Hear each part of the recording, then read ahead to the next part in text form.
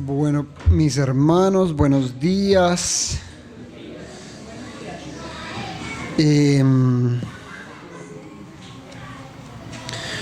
Bueno, vamos a continuar en nuestra serie de pasajes de Hebreos.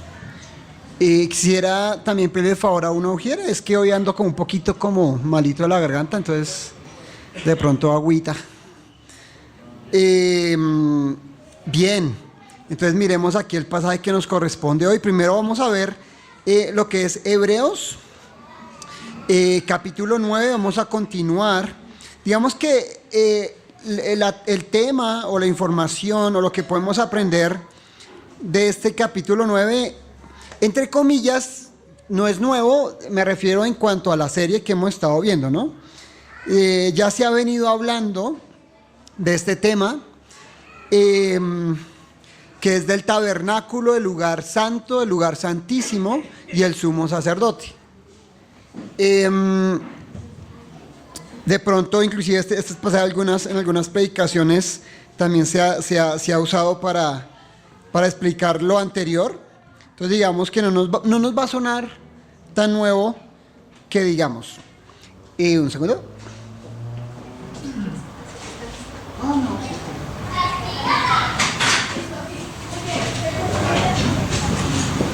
Muchas gracias. Bien, entonces primero hagamos una lectura del capítulo 9, versículos 1 al 14, es lo que vamos a leer hoy. Pero antes de eso quisiera volver a orar. Padre, rogamos, Señor, que tu Espíritu Santo sea guiándome, Señor, como orábamos hace un momento. Que las palabras, Señor, sean puestas por ti. El entendimiento también, Señor, o la comprensión, para guardarlas y atesorarlas en nuestro corazón, Señor, pero que sobre todo sea el nombre de nuestro Señor Jesús, como ese sumo sacerdote, exaltado en este pasaje. Y en su nombre oramos, amén. Bien, entonces aquí, como les decía, vamos a hablar un poquito de eso que se hacía antes, esas tradiciones que se hacían antes en el tabernáculo y después en el templo. Como había habían sacerdotes, como decía don Mauricio, pero estaba también el sumo sacerdote. Entonces dice, desde el versículo 1, ahora bien, aún el primer pacto tenía ordenanzas de culto, o sea, como de tradición, y un santuario terrenal, porque el tabernáculo estaba dispuesto así. En la primera parte, llamada el lugar santo, estaba el candelabro, la mesa y los panes de la proposición.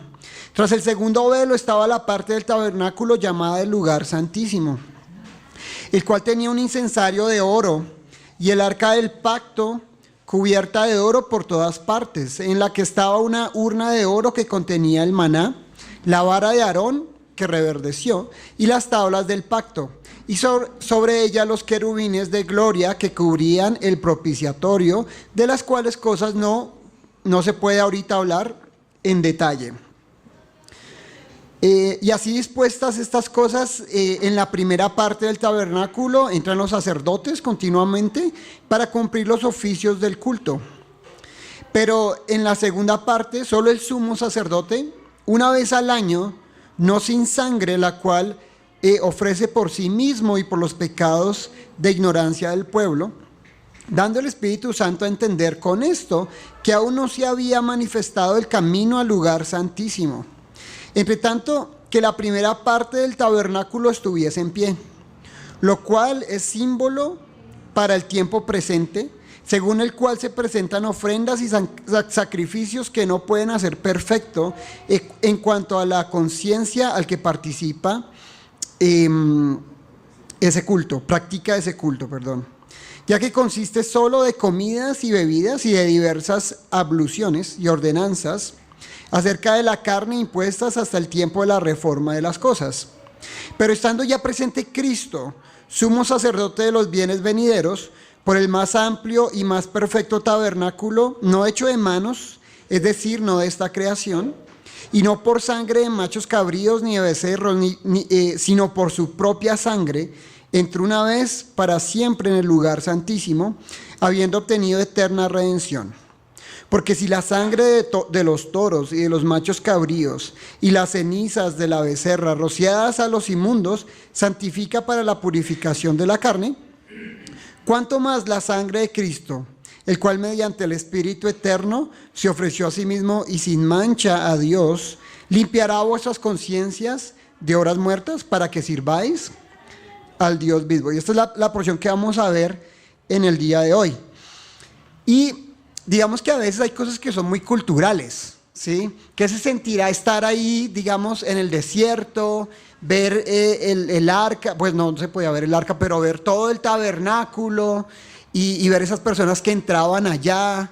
De pronto uno como una persona del pueblo decía, uy, ¿qué será lo que sentirá allá adentro en el lugar santísimo del sumo sacerdote? Pero pues a veces no nos preguntamos todo eso, ¿sí? Porque no sé si hayan lugares en los cuales usted va a ingresar hoy en día así con cierta reverencia, cuidado, le pasa algo. Bueno, antes de volver aquí al tema, parte de las reuniones de oración también esta tarde, para que estén orando, para el partido, mentiras. Para que, no, pero no para que, bueno, sí, que ganen, pero para que la gente no se enloquezca esta tarde. Sí, esa es la petición.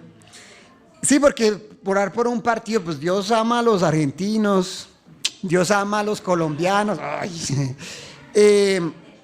Sí, entonces no sé si él demuestre hoy preferencia, no creo, no, mentira. Pero bueno, a pesar de eso, ¿a quién le gustaría estar? Pues es hipotético, todos estamos aquí en Bogotá, ya van a estar en un estadio de Miami, ¿sí? Entonces van a estar allí, ese estadio va a estar repleto, ¿sí? Entonces medio le dan a la cancha y ustedes van a escuchar ¿sí? Y en la cancha usted va a ver a Messi, usted va a ver a Di María, usted va a ver a James, a Díaz, a Lucho Díaz. Entonces, sería chévere, ¿no? Poder estar y presenciar eso. ¿Cuánto pagará una persona de esas? No sé, no busqué. Por una entrada a ese estadio. De hecho, me imagino que se habrán agotado hace meses. Dime, ¿tú sabes? De 5 millones lejos hasta 80 millones la más cara. Imagínense pagar 80 millones para entrar a un lugar y ver a los jugadores allá lejos. Yo ahorita le estaba preguntando a Iván si él era de Millos. ¿Quién es de Millos acá? Levante la mano. Los de Millos. Ok, bien por ustedes.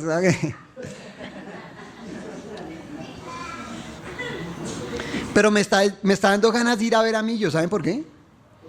Porque tengo ganas de ver a Falcao. ¿Sí? Sí, no, yo no, la verdad no tengo equipo. ¿Cuánto pagaría yo por ver a Falcao? No sé cuánto cueste una boleta. 100.000 pesos, tal vez. 180 por ver a Falcao. Bueno, si uno tiene el dinero de pronto, sí, pues igual se va a llenar el estadio.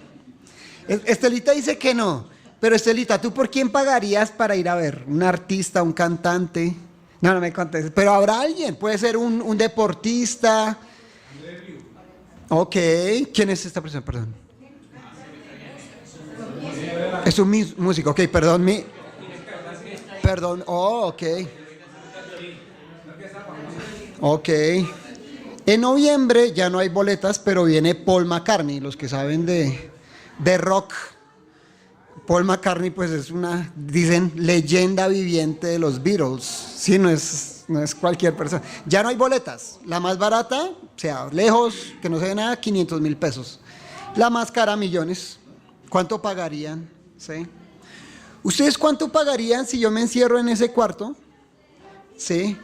Para entrar y saludarme, darme la mano y tomarse una foto conmigo. ¿No?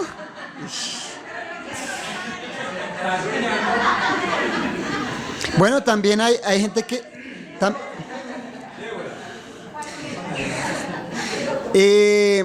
bueno, digamos que hay gente que paga también hay ciertos conciertos donde también pagan más dinero aún para tener un tiempo de saludar y la foto con el artista y pagan mucho dinero, ¿sí?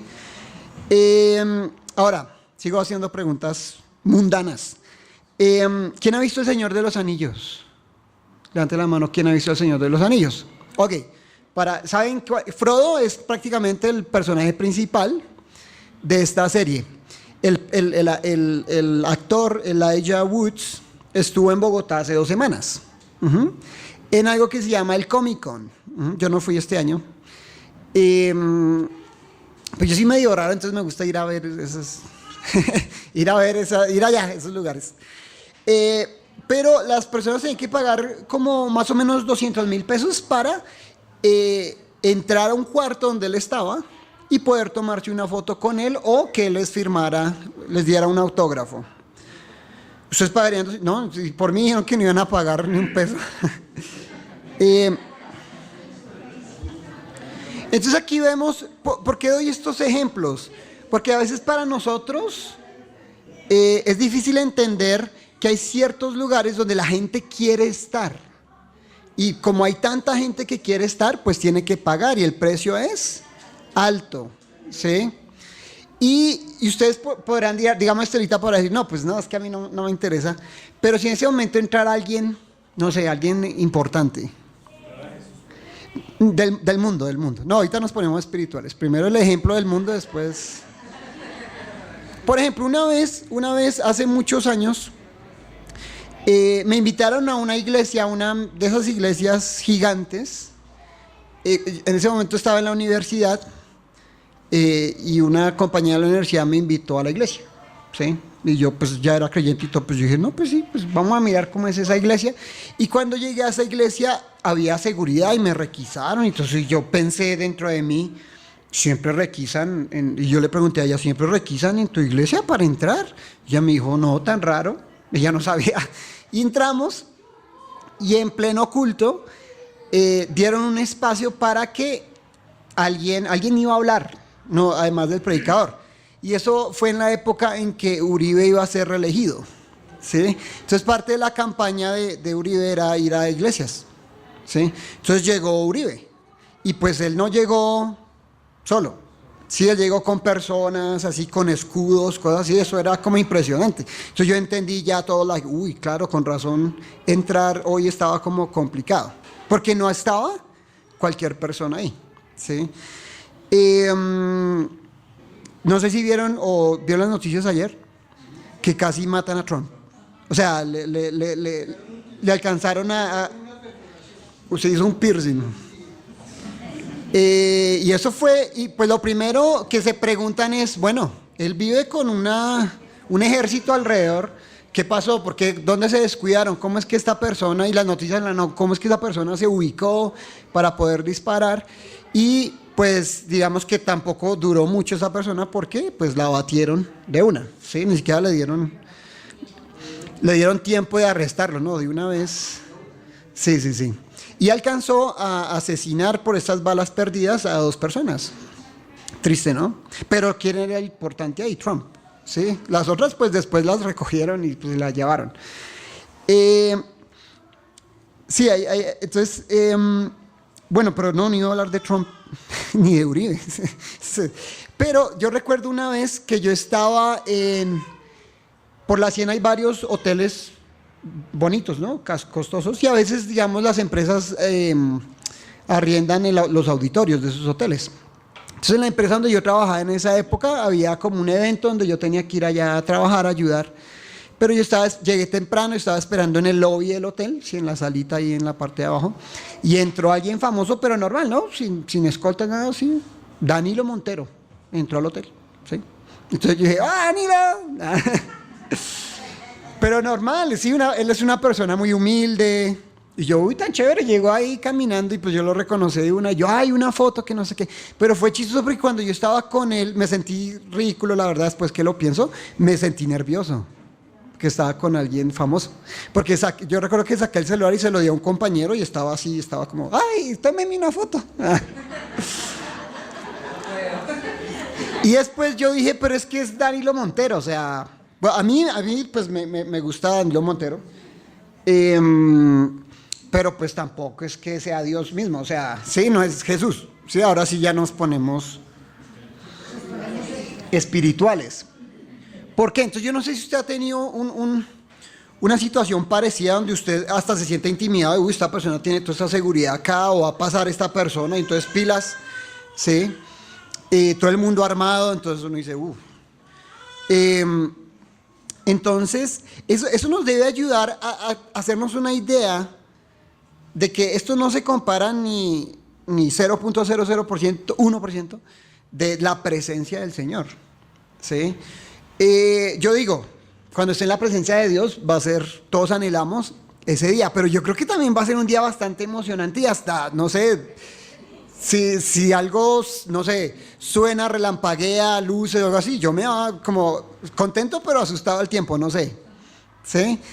Entonces por eso vamos a ver esta primera parte que habla de una enseñanza o de una sombra de la presencia del Señor, que era este tabernáculo, ¿sí? Igual, así como no todo el mundo se puede acercar hoy en día, digamos, a Petro o a Trump, normal, así, oh, y darle un abrazo. No. Hay seguridad. Y si usted hace algo medio raro, puede que le disparen. La presencia del Señor no era cualquier cosa. Usted no entraba y se tomaba un café, o, ¿sí? Entonces miremos acá, en la primera parte, esta descripción del 1 al 7, que dice, una comparación de los sacrificios antiguos con el sacrificio de Jesús. Una comparación del sumo sacerdote, es lo que vamos a ver hoy, con Jesús y su sacrificio, y ese sacrificio que hacían ellos versus el sacrificio de nuestro Señor Jesús. Y dice, ahora bien, aún el primer pacto, estas ordenanzas de culto y un santuario terrenal, porque el tabernáculo estaba dispuesto así, estoy leyendo de nuevo del 1 al 7, en la primera parte llamada el lugar santo, entonces vamos a hablar de dos lugares, estaba el candelabro, la mesa de los panes de la proposición, tras el segundo velo estaba la parte del tabernáculo llamada el lugar santísimo, el cual tenía un incensario de oro y el arca del pacto cubierta de oro por todas partes, en la que estaba una urna de oro que contenía el maná, la vara de Aarón, que reverdeció, y las tablas del pacto. Y sobre ella los querubines de gloria que cubrían el propiciatorio, de las cuales cosas no se pueden hablar ahora en detalle. Y cuando hablamos de la construcción del tabernáculo, recuerden que el tabernáculo siempre estaba en medio de las tribus mientras ellos estaban en el desierto. Ya después, cuando estaban en la tierra prometida, ya construyeron el templo. Y aquí hay varias cosas que, bueno, a veces pasamos por alto. Hay personas que les gusta estudiar ese tema, me parece bastante interesante, y pueden explicar por horas cómo eran los postes, las medidas, las telas que se debían usar, los metales, y todo está escrito en Levítico, en Números, en estos libros detalladamente, ¿sí? Y el Señor daba instrucciones claras, porque todo esto era una enseñanza que el Señor algo que nos estaba mostrando que iba a ser su Hijo después. Sí, entonces primero nos habla de un lugar santo en el que estaba el candelabro. Y más adelante les voy a hablar de este candelabro que vuelve y aparece en Apocalipsis, en la visión de Juan, un candelabro, ¿sí? Como les decía, este estudio del tabernáculo es bastante profundo. Digamos, yo no tengo toda esa información de las medidas, todo esto. Pero vamos a hablar por aquí, como dice el versículo 5, dice, no se puede hablar en detalle, y no vamos a hablar en detalle de todo eso, ¿sí?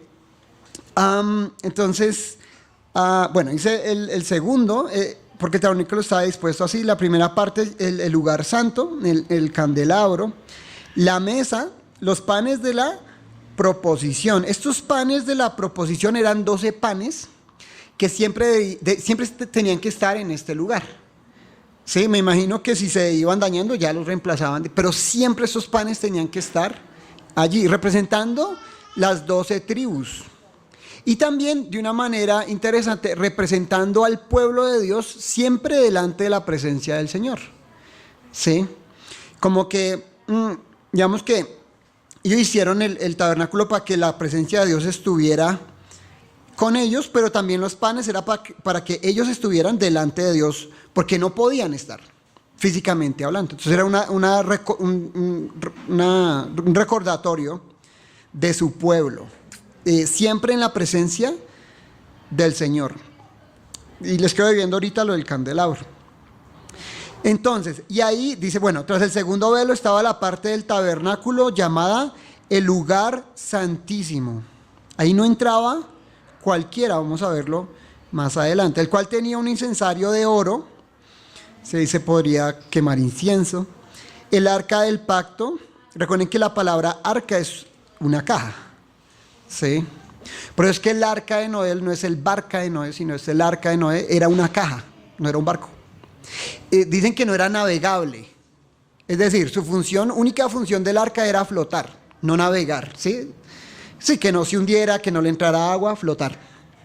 Moisés tenía un arca, ¿sí? La canasta donde pusieron a Moisés, se usa, digamos que la palabra es sinónimo de arca, no canasta. Uno se imagina una canasta con huecos. No, esa no era la canasta de Moisés, debía flotar.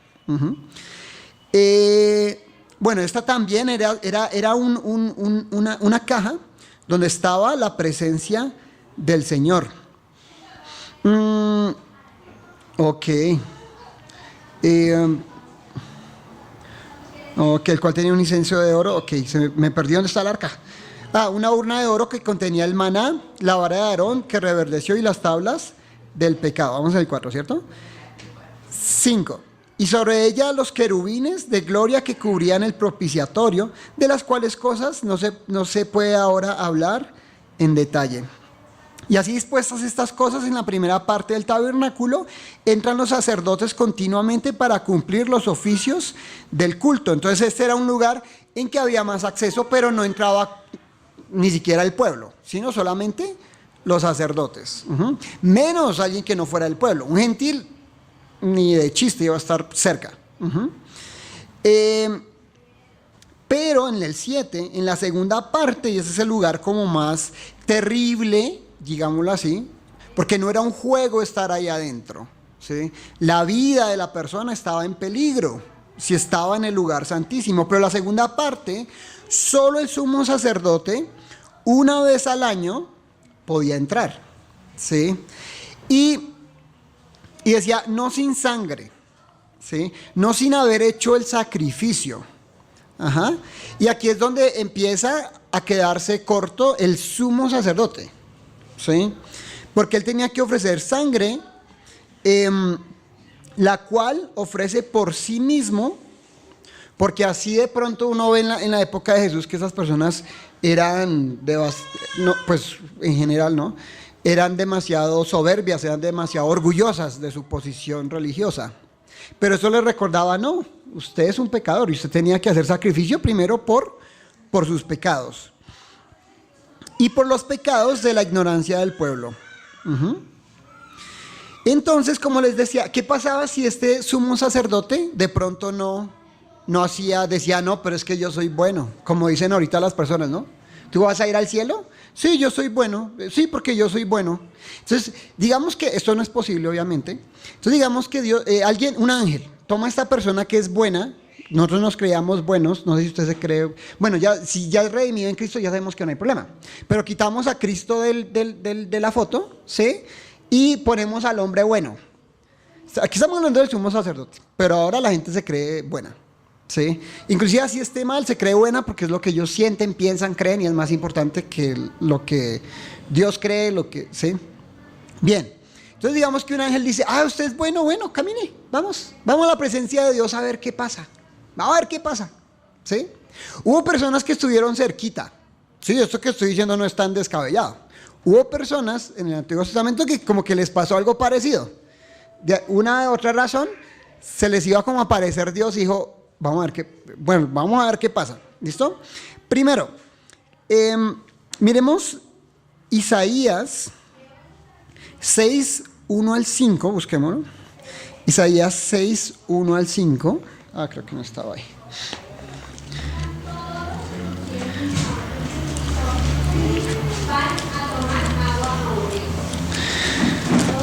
Entonces aquí Isaías va a ver una visión de Dios. Isaías, un profeta, ¿sí? Una persona a la que Dios le hablaba.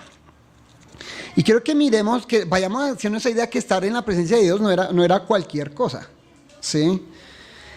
Del 1 al 5 dice: en el año que murió el rey Usías, vi yo al Señor sentado sobre un trono alto y sublime, y sus faldas llenaban el templo. Está viendo a Dios mismo. Por encima de él había serafines, cada uno tenía 6 alas, con 2 cubrían sus rostros, inclusive los ángeles se cubrían los rostros por la gloria del Señor, siendo tan poderosa. Con 2 cubrían sus pies y con 2 volaban. Y el uno al otro daban voces diciendo: Santo, Santo, Santo, o sea, Santísimo, Jehová de los ejércitos, toda la tierra está llena de tu gloria. Y los quiciales de las puertas se estremecieron con la voz que clamaba, y la casa se llenó de humo. Me acuerda mucho cuando Moisés iba a la presencia del Señor en el monte. Sí, humo, fuego, truenos, no era cualquier cosa, era la presencia del Señor. Y en el 5, ahí sí es la reacción del hombre ante tal evento. Entonces dije: ay de mí que soy muerto, hasta aquí llegué. Porque siendo hombre inmundo de labios y habitando en medio del pueblo que tiene labios inmundos, han visto mis ojos al Rey, Jehová de los ejércitos. Y igual lo estamos leyendo, pero ¿cómo lo vería Isaías? ¿Sí? ¿Cómo sería esto tan impresionante que vio Isaías? Tanto así que él dijo: ya caí muerto acá, no voy a poder estar delante de su presencia ni un minuto. Mi cuerpo no lo puede soportar porque es un cuerpo mortal, pecador, inmundo, dice aquí Isaías. Y resulta que también pasaba esto con el sumo sacerdote. Si él, bueno, y vemos después, esto no lo vamos a ver, pero es como una idea de la redención, pero aquí estamos hablando como de tradiciones religiosas que a veces cubrían, esto lo decía, no sé si era don Mauricio o don Pablo, por encimita, o Alfonsito, no me acuerdo, pero la persona igual seguía siendo, era temporalidad en el momento, ¿sí? Los sacrificios, los diferentes. Y resulta que aquí en Isaías, cuando él dice: no, aquí ya me morí, un ángel con un carbón lo pone en su boca, y eso representa de alguna manera esa purificación de Isaías, y él puede estar y presenciar ese lugar. Ahora, el sumo sacerdote no era con el carbón, sino era con los sacrificios de sangre que podía ingresar a este lugar. ¿Sí? De nuevo, no era era un lugar terrible. Ahora, Éxodo 28, 35, les va a aparecer ahí.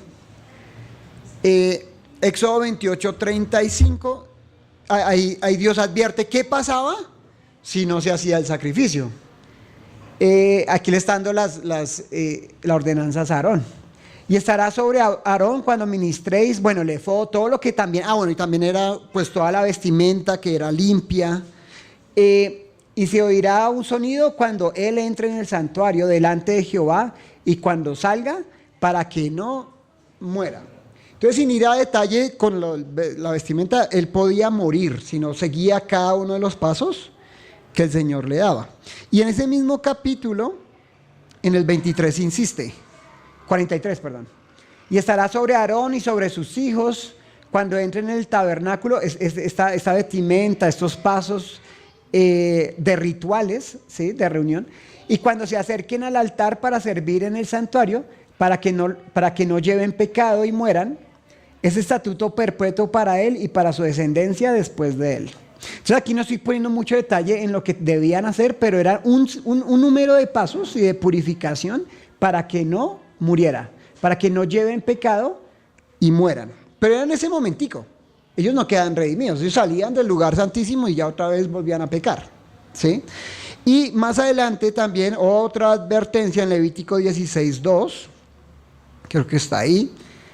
Y Jehová dijo a Moisés: di a Aarón, tu hermano, que no en todo tiempo entre en el santuario detrás del velo. Entonces estaba dividido por un velo, que no puede entrar a hacer visita, no puede entrar como Pedro por su casa, ¿sí? delante del propiciatorio que está sobre el arca, para que no muera, porque yo apareceré en la nube sobre el propiciatorio. Ah, bueno, entonces ahora el ejemplo que yo les decía, si tomamos una persona común y corriente, un ángel, se le va a aparecer Dios, ¿qué le va a pasar a esa persona? Se va a morir, ¿sí? Va a quedar fulminada de inmediato, ¿sí?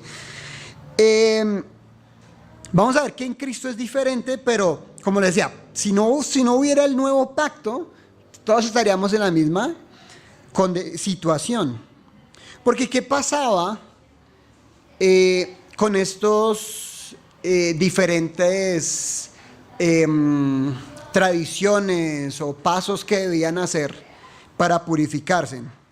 Que sí, digamos que ¿cuál era el pecado que ellos tenían? A veces eran también pecados muy superficiales. Por ejemplo, si esto lo hablábamos ahorita también, si el judío tocaba a un muerto, quedaba inmundo. Si una mujer estaba en su periodo, era inmunda. Cuando, digamos, los hombres también podían quedar inmundos en las relaciones sexuales. Y había muchas cosas, ¿sí? Guardar el sábado, todo eso. Y estos eran los pecados que en el momento, digamos, con el sacrificio me limpiaba. Entonces, si había tocado un muerto, entonces era declarado inmundo, entonces me lavaba y después hacía mi sacrificio y quedaba limpio. Pero limpio para volverme a ensuciar. Sí, o sea, no había una redención permanente. Aquí no estaba hablando de la salvación, simplemente de limpiarse en el momentico. Eso es lo que vamos a ver aquí en los siguientes versículos, cómo eran rituales que eran solamente para limpiar lo temporal. Dice, versículo 8 al 10. Dando el Espíritu Santo a entender con esto, que no se había manifestado el camino al lugar santísimo, entre tanto que la primera parte del tabernáculo estuviese en pie. Entonces todo esto demostraba que primero, entrar a este lugar era bastante complicado, y segundo, esto también demostraba que no había una libre entrada a la presencia del Señor. ¿Sí? Y mientras esas tradiciones siguieran, la regla seguía, nadie puede ingresar a la presencia del Señor, solo el sumo sacerdote una vez al año, etc. 9, lo cual es símbolo para el tiempo presente, o sea, el tiempo de Cristo, según el cual se presentan ofrendas y sacrificios que no pueden hacer perfecto, es decir, no va a cambiar tu corazón, no te va a transformar en cuanto a la conciencia, en cuanto al corazón, al que practica ese culto, esa tradición. Ya que consiste solo en comidas, también habían comidas que podían comer, otras que no podían comer, y bebidas, y diversas abluciones, ¿cómo lo diríamos hoy en día? Yo lo había notado esa palabra, es que no tradiciones, que he dicho traducciones, ¿cómo se dice lo que uno hace en la religión? Ritos, esa es la palabra, gracias. Rituales, ritos. Sí, aboliciones. Y ordenanzas acerca de la carne impuestas hasta el tiempo de reformar las cosas. Sí, como les decía, rituales meramente superficiales que no cambiaban el corazón de las personas. Pero el problema era que cuando llegó Jesús,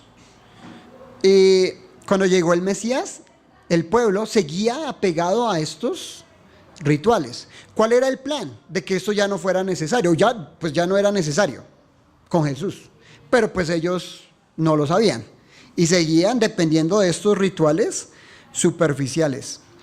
Entonces simplemente limpiaban a las personas para que no fueran determinados inmundos.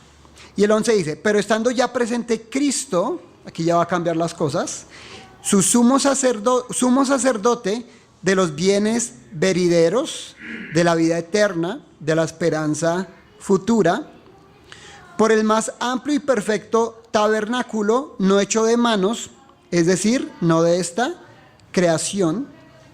Entonces aquí vemos, este tabernáculo se refiere al templo donde está Jehová, no está en esta tierra, ¿sí? Y cuando Jesús asciende, ¿sí? Él llega a la presencia del Padre. Si este tabernáculo, que como les habíamos dicho, era cuidadosamente construido, era un lugar serio, Si era un lugar que daba miedo entrar, daba nervios. Yo no sé si el sumo sacerdote entraba con nervios porque pues puede que no salía, ¿sí? Este lugar era aún más impresionante. Pero Jesús entra libremente delante del Padre. Versículo 12. Y no por sangre de machos cabríos ni de becerros, sino por su propia sangre, ofreciendo su propia sangre. Entró una vez para siempre en el lugar santísimo. Ahora no era cada año, era una vez y para siempre, habiendo obtenido eterna redención. Y esto le da un valor inmenso a la sangre de Cristo. Porque la sangre de este cordero, de este carnero, de este toro, solo era en el momento. Pero la sangre de Cristo solamente fue un sacrificio una vez y para siempre. 13. Porque si la sangre de toros y de machos cabríos y las cenizas de las becerras rociadas a los inmundos santifican, bueno, esto de las cenizas era otra tradición, santifican para la purificación de la carne, cuánto más grande la sangre de Cristo, el cual mediante el Espíritu Eterno se ofreció a sí mismo sin mancha. Entonces, viendo los primeros capítulos, recuerden que primero el sumo sacerdote ofrecía sangre por él mismo. Aquí dice, sin mancha a Dios. Él no tuvo que ofrecer sangre primero por él. Su sangre toda derramada por nosotros. Un pedacito por él. No. Él no necesitaba derramar sangre por ningún pecado, porque él era o es santo. Entonces, eso nos da, y también don Pablo nos decía, en ese momento se rompió el velo. Sí, me gustaría hablar como don Pablo, así emocionado, ya. No soy como mi suegrito. Pero sí, o sea, es que para nosotros a veces, de pronto para otras personas que meditan más en la palabra del Señor, pueden entender mejor lo que se siente, ¿sí? Que se rompa un velo y que la presencia del Señor esté ya disponible por medio de Cristo, ¿sí? Por eso como que trataba de dar estos ejemplos de estar delante de otras personas, humanos, pecadores, limitados, que a veces uno se asusta, ¿no? Estar al lado de un presidente, ¿sí? Pero entonces aquí nos dice que se rasgó el velo. Cuando Cristo muere, se rasga el velo, dándonos entrada libre a su presencia. Pero por eso no debemos estar asustados de entrar a su presencia. A veces como creyentes creemos que la sangre de Cristo nos limpia, como cada domingo en la cena, ¿será? O cada vez que oro y pido perdón, ¿será que me limpia solo y vuelvo y me ensucio? No. Por eso hay que entender que aunque la presencia del Señor, que por naturaleza es impresionante, ahora nosotros tenemos entrada libre a su presencia. Y miremos en Apocalipsis 1, que ya no es con el sacrificio del sumo sacerdote y del cordero, del toro, pero ya es con el sacrificio del Hijo. Apocalipsis 1.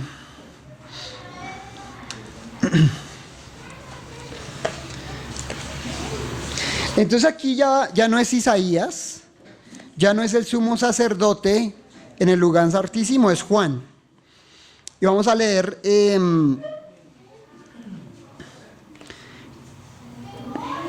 Apocalipsis del 9 al 8 del capítulo 1. Apocalipsis 1, de 9 al 8. Y dice, yo Juan, vuestro hermano y copartícipe vuestro en la tribulación, entonces aquí está hablando es Juan, en el reino y en la paciencia de Jesucristo, estaba en la isla llamada Patmos, por causa de la palabra de Dios y testimonio de Jesucristo. Entonces aquí hay algo interesante. Juan había estado con Jesucristo, él lo conocía, si lo veía, sabía que era Jesucristo. Al parecer hay tenemos una pista de la transfiguración, ¿sí?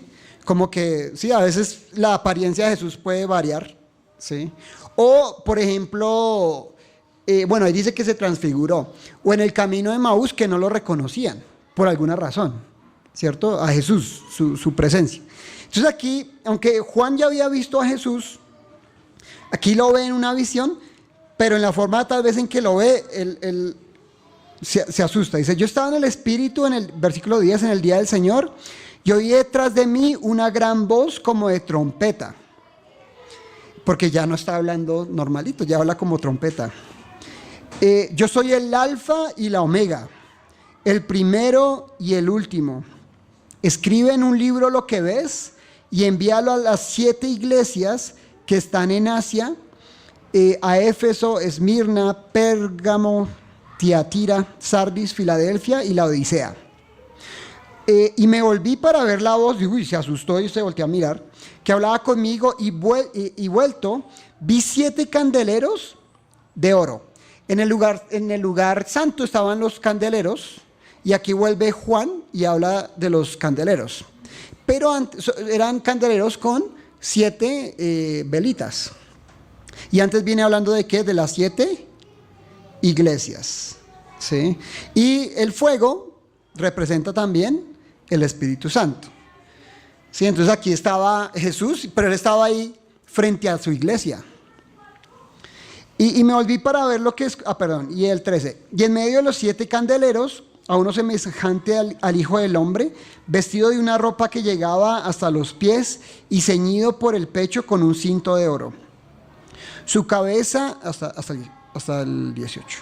Su cabeza y su cabello eran blancos como blanca lana, si ve, no se parecía al Jesús que habíamos visto antes, o Juan había visto antes, como nieve. Sus ojos como llama, pero es el mismo, ¿no? Como llama de fuego, y sus pies semejantes al bronce bruñido. Refulgente como en un horno, y su voz como estruendo de muchas aguas. Tenía a su diestra 7 estrellas, de su boca salía una espada aguda de 2 filos, y su rostro era como el sol cuando resplandece su fuerza. La gloria de Cristo no ha cambiado, ¿sí? Aunque cuando se hizo hombre, de pronto la gente lo ignoró, dijo, ¿quién es ese Señor? ¿Sí?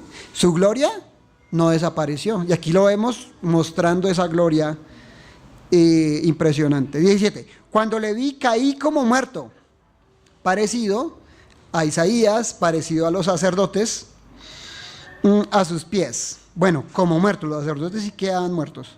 Y él puso su diestra sobre mí, diciéndome, ahora va a decir, purifícate. No, dice, no temas, porque ya no necesitamos purificarnos.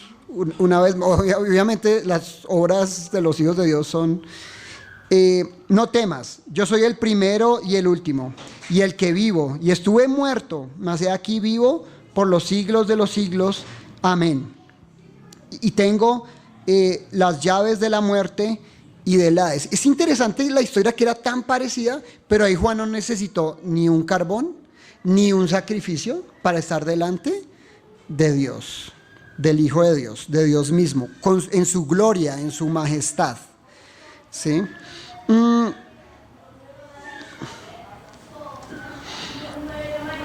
Versículo 12. Y no por sangre de machos cabríos, sino por su propia sangre. 13.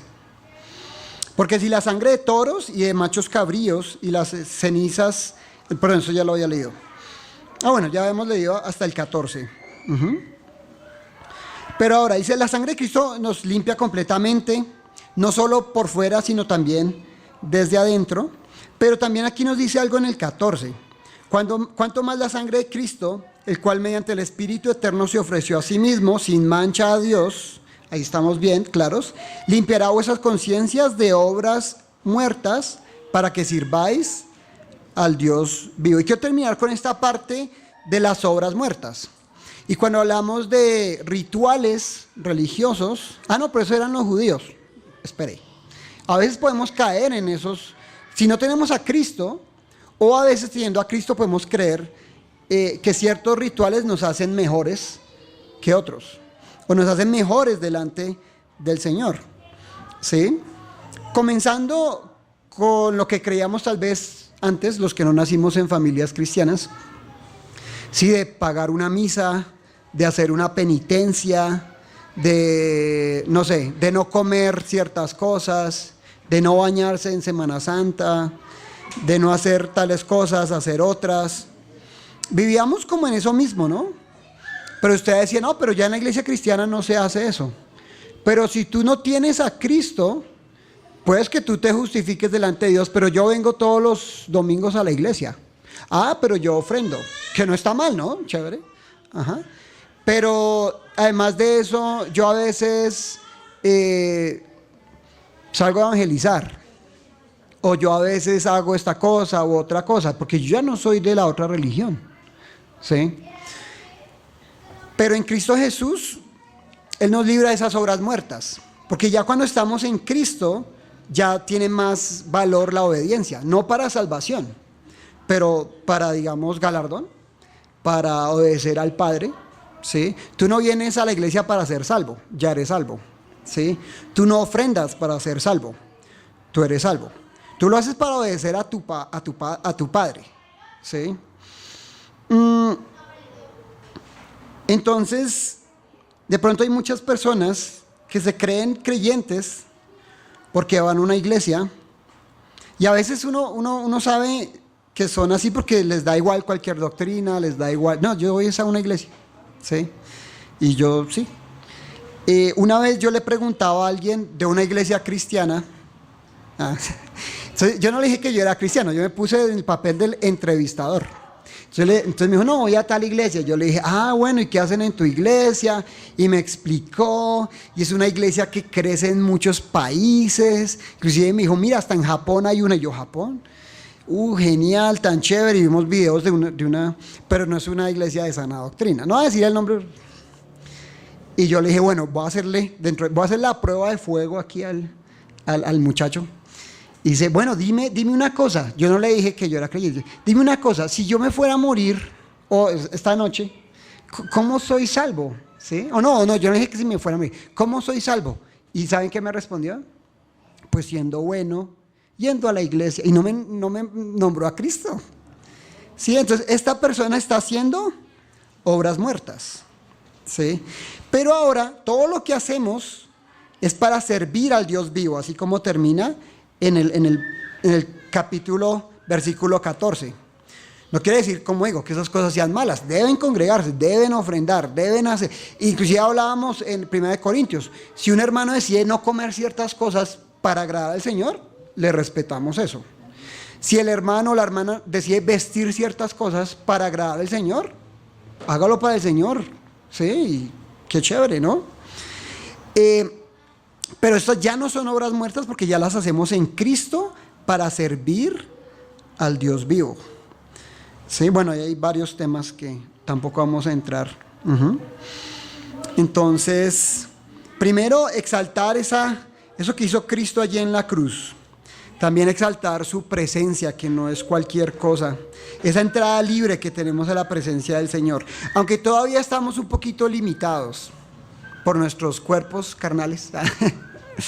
Sí, a veces yo no sé cuántos años Dios me tenga en esta tierra. De creyente ya llevo más como 25 años. Pero a veces me siento como Job, de oídas, y eso que no soy como Job.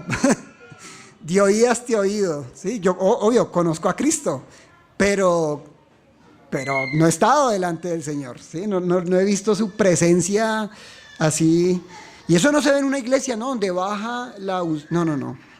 No se ve en la presencia real del Señor, ¿sí? Porque hay muchas iglesias que también ven de eso, ¿no? Vas a entrar a la presencia del Señor y vas a sentir cosas y va a bajar. Porque, ¿cuál es el problema con esto? Que el Espíritu Santo no es una fuerza o un poder. Bueno, hay poder en el Espíritu Santo, pero es una persona. ¿Qué hago? Es decir, no es como algo que baja, ¿sí? Que se mueve, que yo lo muevo, que yo lo subo y yo lo... No. El Espíritu Santo, Él hace lo que Él es Dios. ¿Sí? Entonces cuando ustedes escuchan eso, que es que está bajando el poder, la unción, no, eso no sé de qué están hablando ahí. No es el Espíritu Santo. Que puede hacer grandes cosas, ¿no? Pero esa es nuestra esperanza, ¿no? De algún día estar realmente en la presencia de Dios y ahí sí vamos a sentir de todo, eso sí. Sí, vamos a hablar en lengua, no sé, levitar, no sé, de todo. Sí.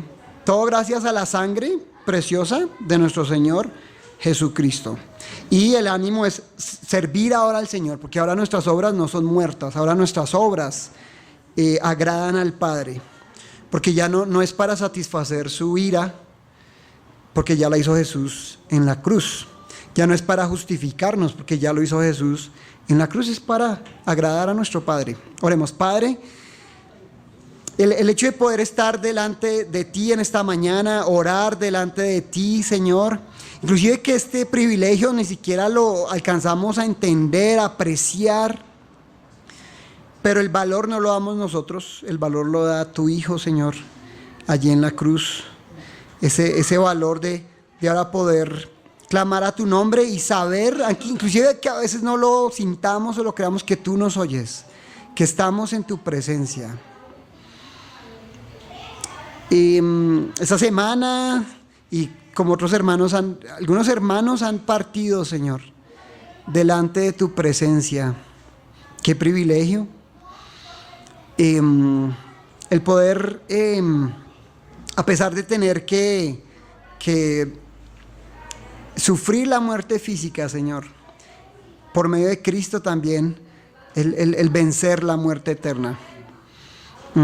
Anhelamos cuando todos estemos, no en un estadio, gritando y alabando a personas, atletas, sino en un gran lugar, no sé Dios cómo imaginármelo, pero alabando tu nombre, Señor. Qué emoción, pues ni puedo imaginármelo, Señor, pero gracias porque todo esto es por medio del Señor Jesús y a Él damos la gloria. Amén.